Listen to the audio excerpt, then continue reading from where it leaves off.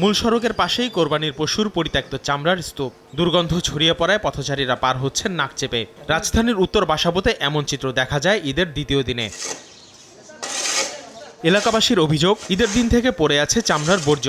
পরিচ্ছন্নতা কর্মীরা আসেন শুক্রবার সকালে। বর্জ্যের এমন স্তূপ চোখে পড়ে রাজধানীর আরও কিছু পয়েন্টে। তবে বেশিরভাগ এলাকার বর্জ্য ব্যবস্থাপনা নিয়ে সন্তুষ্ট স্থানীয়রা। দুর্গন্ধ হয়ে গেছে সত্য কথা। তবে এই যে গাড়ি আসছে এখন ওনারা চামড়া নিয়ে যাবে। তবে সিটি কর্পোরেশন লোকে ওরা আমি দেখছি কর্মীরা খুব চেষ্টা করছে। কোরবানিটা তো আরও আগে তাদেরকে সরানো উচিত ছিল। হ্যাঁ, এখন দেরি করে ফেলছে। এটা মানে কর্তৃপক্ষদেরকে আমি আবেদন করবো যে তাড়াতাড়ি এটাকে সরানো উচিত। খুব সুন্দর ক্লিন করছে, আশেপাশে কোনো ময়লা নাই, কোনো গন্ধ নাই। সিটি কর্পোরেশনের কর্মীরা জানান, নিরলসভাবে চলছে পরিচ্ছন্নতা কার্যক্রম। ঈদের দ্বিতীয় দিনেও কোরবানি করা পশুর বর্জ্য অপসারণেরও প্রস্তুতি রয়েছে তাদের। কালকে ক্লিয়ার আছে, আজকে যেটা হচ্ছে আবার কোরবানি দিছে, এইটা আজকে আবার ক্লিয়ার করে ফেলাইছি। বুরসা দেখতে আমরা লাগছি আর ময়লা খালি আনতাছি আর ফেলাইতাছি।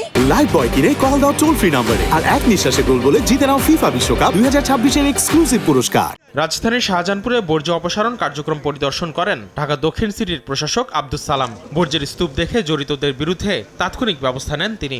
হাটের অনুমতি দিয়েছি আমরা এখানে।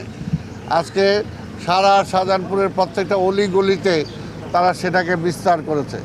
এটা তো হাটের কোনো কন্ডিশন না। জামানত বাজেয়াপ্ত হোক, ফাইন হোক, একটা কিছু তো অবশ্যই হবে। শুক্রবারের মধ্যে সম্পূর্ণ রাজধানী বর্জ্যমুক্ত করা হবে বলে দাবি ঢাকা দক্ষিণ সিটির প্রশাসকের। আসিফ মোহাম্মদ সিয়াম, সময় সংবাদ, ঢাকা।